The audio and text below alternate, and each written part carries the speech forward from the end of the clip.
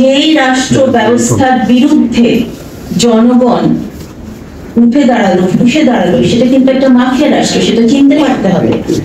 স্বাস্থ্য খাতে সিন্ডিকেট, বিশ্ববিদ্যালয়ের সিন্ডিকেট, খাবারের সিন্ডিকেট, ফুড সিন্ডিকেট, কোথায় না সিন্ডিকেট।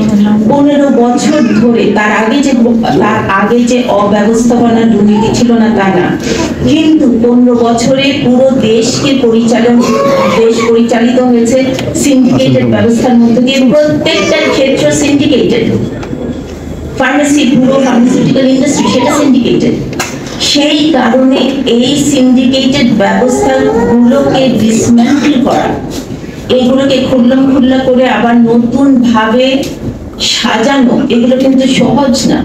এটা কিন্তু সহজ না, এবং অবশ্যই গেড়ে বসে আছে, এই স্বার্থগুলো গেড়ে বসে আছে। এবং চেনাও জরুরি, নিজেদের মধ্যে যেই আচরণগুলো খুব স্বাভাবিক হয়ে গেছে, যে চিৎকার করে কথা বলা, হুকুম দেয়া, আমি কে, এই ধরনের আবার করে একটা গণতান্ত্রিক মনোভঙ্গি আনা, যেই বোধ 1 মাস 1.5 মাস ধরে ছিল প্রত্যেকের জন্য এগিয়ে আসা, এখন কিন্তু বিভিন্ন স্বার্থ চাড়া দিচ্ছে।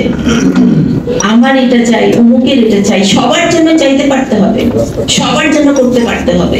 এবং তা না হলে নতুন ভাবে আমরা যে স্বপ্ন দেখছি এবং এত জনের রক্তের উপর দিয়ে আমরা যে এখানে দাঁড়িয়ে আছি, আমরা যে লাড্ডু খাওয়ার ভাগাভাগির দৌড়ের মধ্যে আছি, এগুলো সব ভুলে যেতে হবে। সব ভুলে যে সবার জন্য, এবং বিশেষ করে যারা কিনা আহত, এবং যে বয়ানগুলো, যে গল্পগুলো, ঘর ভাড়া না দিতে পারা, খেতে না পারা, এগুলো তো ভাবতে পারতে হবে। এগুলো প্রত্যেকের জীবনের জন্য সত্য। স্বর্ণ যা কিছু অলঙ্কার বিক্রি দিচ্ছে, বা যেটা কিনা উনি বললেন যে তেমন জমি জমা নাই, সেটাই তো হচ্ছে বাস্তবতা। ঢাকা শহরে বেশিরভাগ মানুষের কিন্তু বাস্তব অবস্থা তাই। বড়সড় কোনো কিছু একটা ঘটলে তখন কিন্তু সমাজ দেওয়া যায় না। কি হয়, আস্তে আস্তে ধীরে ধীরে সংকোচন ঘটতে থাকে, বাচ্চার পড়াশোনা বন্ধ হয়ে যায়, খাবারের কমতে থাকে। এই জিনিসগুলো, প্রত্যেকটা জিনিস মাথায় নিতে হবে। এবং লড়াকু 24 সেটাই বলছে যে আহতদের যে শুধুমাত্র এটা মেডিকেল চিকিৎসার বিষয় না, এটা হচ্ছে সামগ্রিক ভাবে দেখতে হবে। সামগ্রিক ভাবে দেখার মানে হচ্ছে মানসিক চিকিৎসা, শারীরিক চিকিৎসা, সামাজিক ভাবে তাকে আবার পুনর্বাসন করা।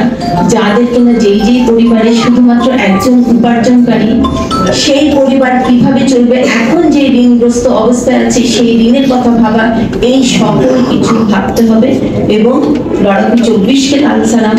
আমরা কয়েকজন চারজন আছি, আমরা যারা কিনা তাদের সাথে যুক্ত হয়ে এই সংবাদ সম্মেলনের আয়োজন করেছি। আমরা হচ্ছি ঘটনাক্রমে আমরা সবাই ট্রিপেই আছি। আমি একটু বলতে চাচ্ছি, উল্লেখ করতে চাচ্ছি নামগুলো: প্রিমা, সামিয়া রহমান প্রিমা, দিলাফরোজ মুনিয়া, সাইদা গুড্ডুক এবং আমি রেহনুমা আহমেদ।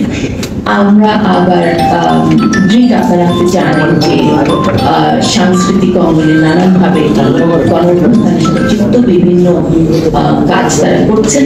আমরা আবার ডকুমেন্টেশনের কাজও করছি আমাদের নিজ উদ্যোগে। সেই সূত্র ধরেই লড়াকু 24-এর সাথে আমরা যুক্ত হয়েছি।